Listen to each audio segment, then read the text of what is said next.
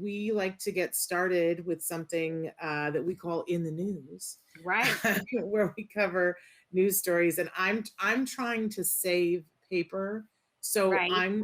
I'm trying to be not the Luddite that I am. And here we go. So I've got my news stories supposedly on my desktop, but it's hard for me. Yeah, I've got mine on my iPhone. So if you see me looking down, I'm referring Okay. to them on my iPhone. All right. You We're wanna trying start to with save some paper and ink.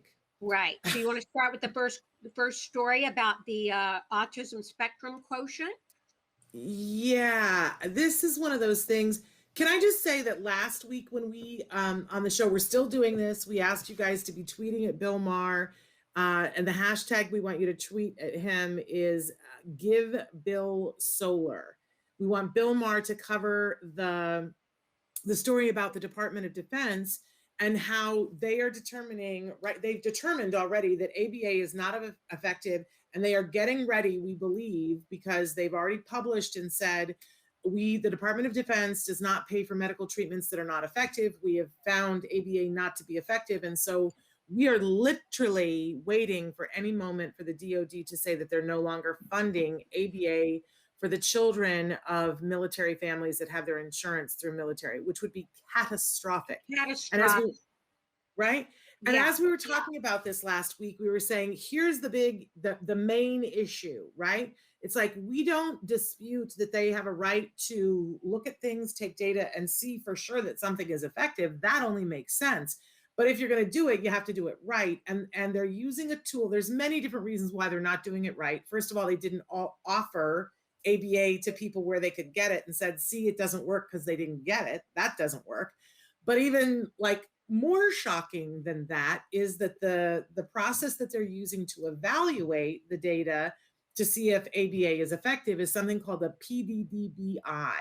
And the person who created the PDDBI, Ira Cohen, who is considered a top level autism researcher, has written a report in which he says that they did not use his tool correctly, that they messed up the criteria and they did it wrong, and it invalidates their data, and that it needs to be gone back and look at. Now, as I was talking about this with people this week, Nancy, everybody was saying, how can they do that? That just seems so, why would they misuse? Like, that makes no sense. And yet we have another story where for a decade, people have been misusing a tool to diagnose autism, and they've just discovered it. This is crazy to me. I know. It's hard to believe that this can happen. But as you said, this is yet another tool that has been misused. And this one is called the Autism Spectrum Quotient. It's a 10-point scale. It's known as the AG10, and it's an internationally used technique to diagnose autism. Individuals agree or disagree with statements that can highlight whether they might have signs of autism.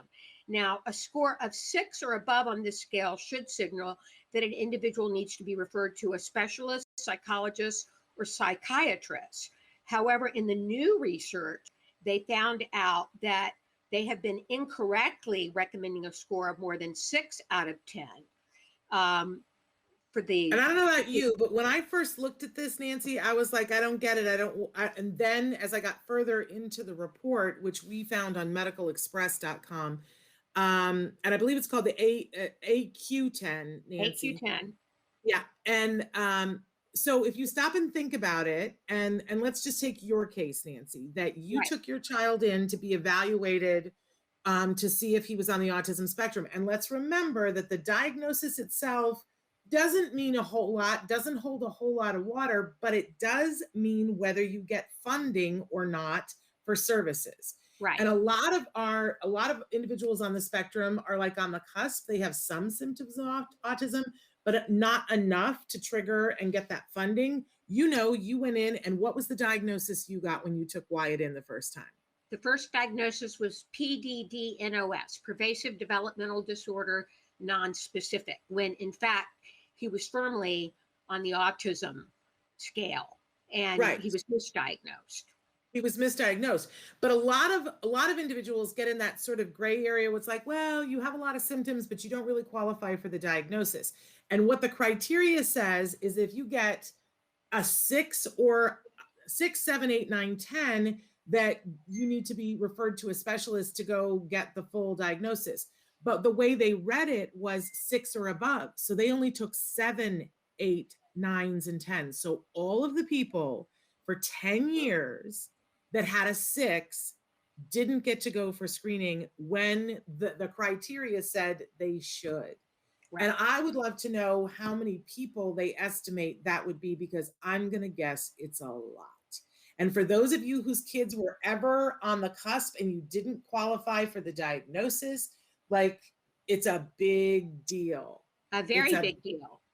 Yeah. Because they might not get funding for ABA, for example.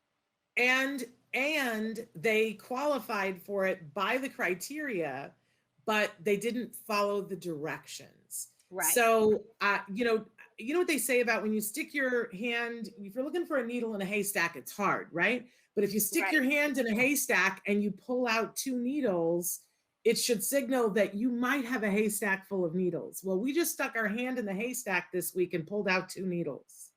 That the way people are diagnosing, maybe everybody needs to go back to the drawing board and read the manual on how to do this. It makes me a little heated, Nancy.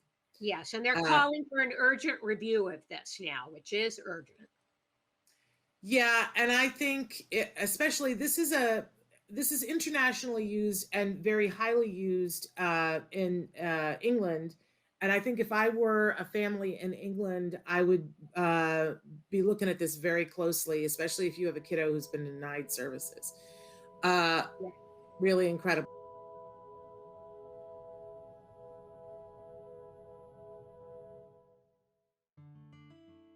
Thanks for watching Autism Live.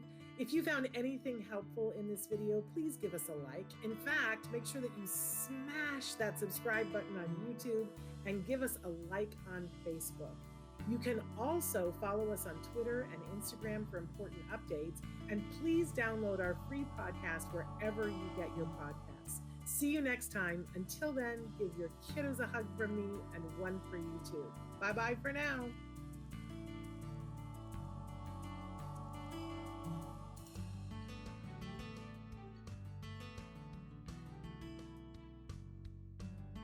To subscribe, click here.